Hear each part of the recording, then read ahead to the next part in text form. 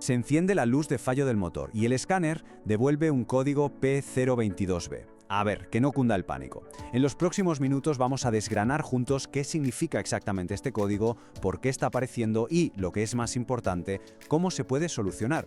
Si últimamente se nota que al coche le falta empuje, que parece que le cuesta acelerar como antes, pues no es una imaginación. Esa sensación de pereza al volante es de hecho una de las primeras señales y de las más claras de que algo no va del todo fino bajo el capó.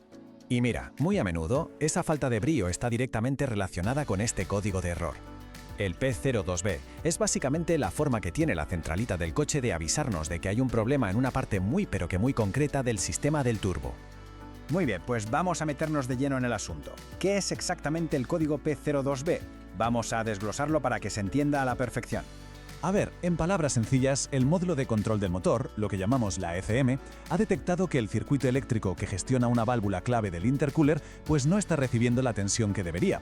Y aquí viene lo curioso, es una señal de alerta eléctrica sobre un componente que muchísimas veces tiene en realidad un problema mecánico. Para entender el problema, primero tenemos que entender las piezas del puzzle. Vamos a ver qué son el intercooler y su válvula de derivación y por qué son tan importantes para el rendimiento del motor. Pensemos en el intercooler como si fuera el radiador del aire del turbo. ¿Qué hace? Enfría el aire que viene comprimido, lo vuelve más denso y eso permite que entre más oxígeno al motor y ¡zas!, más potencia. La válvula de derivación, por su parte, es como el portero de una discoteca. Dirige ese flujo de aire, decidiendo si necesita pasar a enfriarse o no, dependiendo de lo que se le esté pidiendo al acelerador. Y aquí tenemos un consejo que vale oro de un profesional como Javier Romero. Nos recuerda algo clave. Aunque el código parece que apunta a un fallo eléctrico, la causa real suele ser una pieza mecánica que se ha quedado atascada o bloqueada. Por eso, un buen diagnóstico tiene que cubrir siempre ambos frentes, el mecánico y el eléctrico. Bueno, ahora que ya sabemos qué es y dónde está el problema, vamos a ver cómo se manifiesta en el día a día y cuáles son los sospechosos habituales que se esconden detrás de este fallo.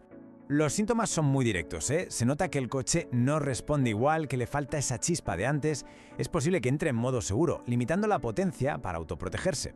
A veces da tirones al acelerar y algo que duele, sobre todo en el bolsillo, de repente empieza a consumir muchísimo más combustible de lo normal.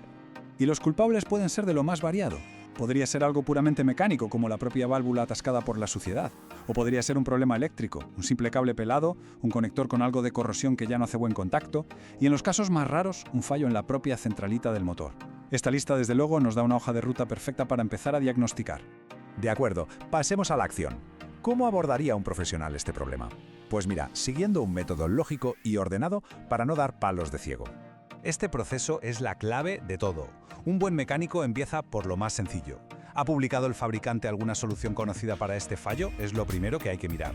Después, una buena inspección visual de la válvula y sus cables. Es crucial, pero crucial, comprobar que la pieza se muere con libertad, sin atascos. Y solo si todo lo físico parece estar en orden, entonces ya pasamos a las pruebas eléctricas, usando un escáner y un multímetro para confirmar si la corriente llega como tiene que llegar.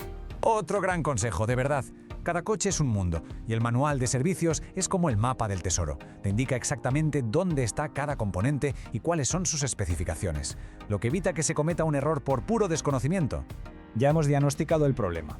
Ahora, la parte más importante, cómo solucionarlo de forma efectiva y, ojo, qué errores comunes debemos evitar a toda costa. El camino a seguir está bastante claro. Por un lado, las acciones correctas. Limpiar o sustituir la válvula si está mal, reparar el cableado y usar siempre piezas de calidad. Por otro lado, los errores que hay que evitar sí o sí. Centrarse solo en la válvula, ignorar los cables, ponerse a trabajar en el sistema eléctrico sin desconectar la batería o no hacer esa pequeña investigación previa con los boletines técnicos. Y el punto crucial es este. No hay que dejar este código para más adelante. Un fallo que parece pequeño puede acabar provocando que el motor trabaje con aire demasiado caliente, dañando componentes carísimos como el propio motor o el mismísimo turbo. El riesgo de una avería muy seria es real. Al final, un código de error como este no es más que un mensaje. Es la forma que tiene el coche de decirnos que necesita atención en una parte que es vital para su rendimiento y su salud. La pregunta es, ¿le estamos prestando la atención que se merece?